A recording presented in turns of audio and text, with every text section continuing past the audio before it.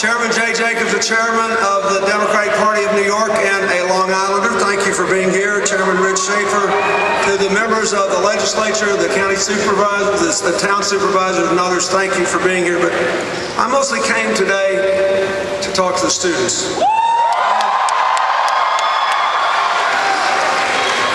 When I started this campaign, I never expected to do this. Most of my life, you know, is my foundation work.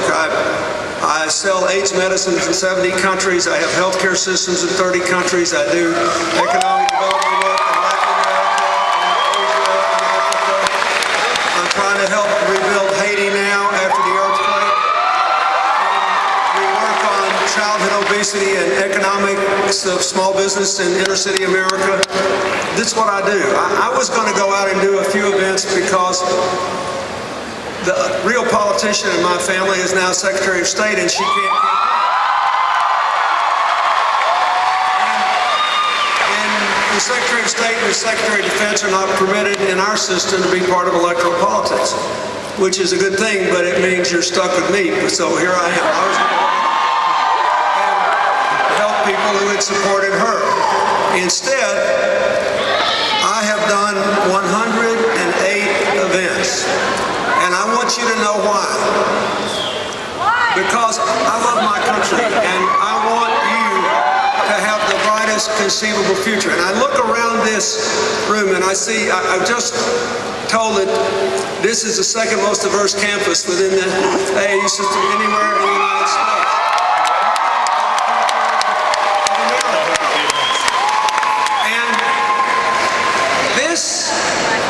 This campaign is really important to your future.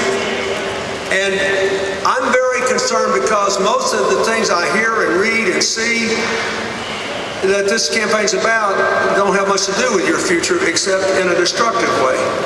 And so I want you to let me just talk to you. This is about your future. If you follow the news, this campaign basically is like been a tale of two stories. And the Republican story goes something like this.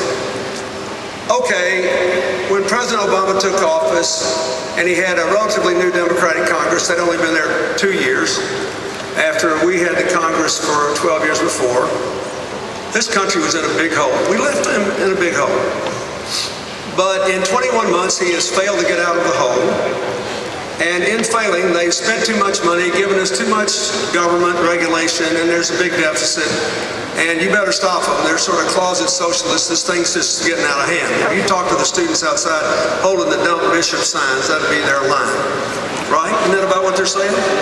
So the Democratic line back is, we're not out of the hole, but it was a really deep hole. And we're a long way out of it.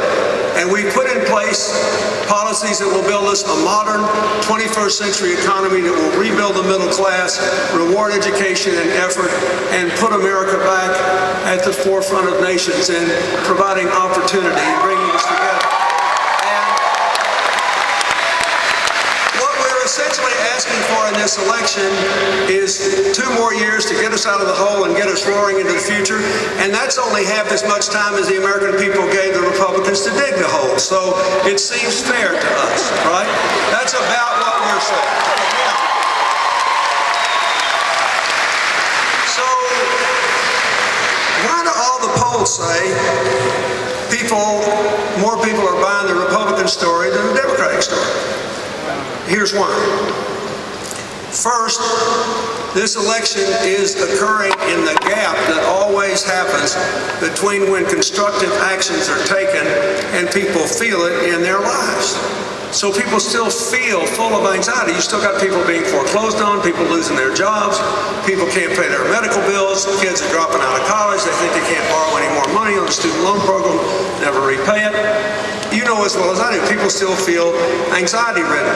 And they really only hire the Democrats when things are messed up. They hire us to fix things.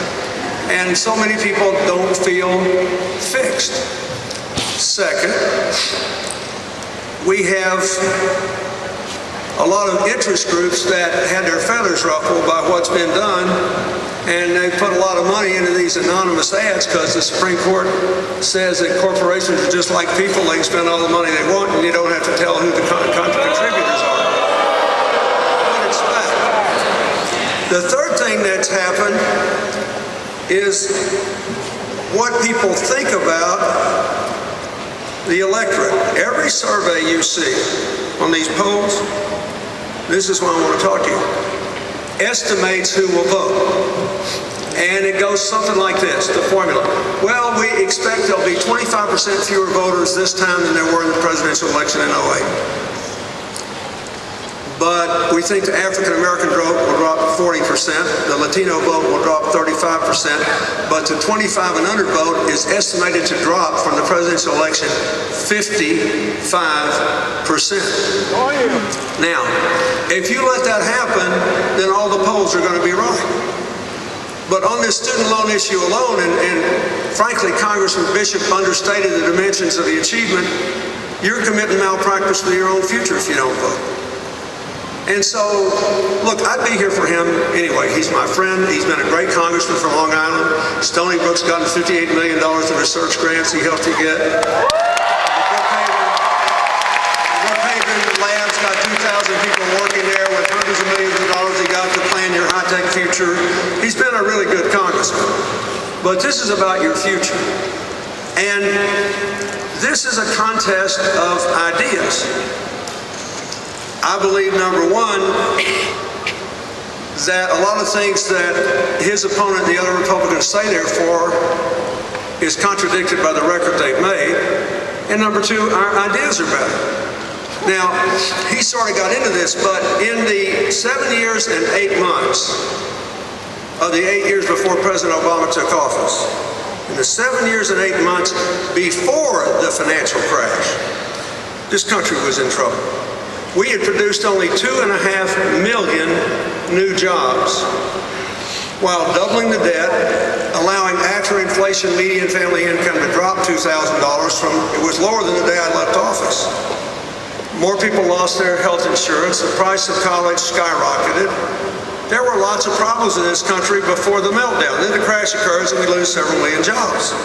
Now, in their narrative, Tim Bishop and President Obama and everybody with a D after their name become 100% responsible for every bad thing that happened in America from the split second the president took his hand off the Bible, taking the oath of office. Now, keep in mind, we had the biggest financial crash since the Great Depression just 4 months before he took office. It's like saying you could get behind a locomotive going straight downhill at 200 miles an hour and stop it in 10 seconds. This thing didn't bottom out for 6 months after the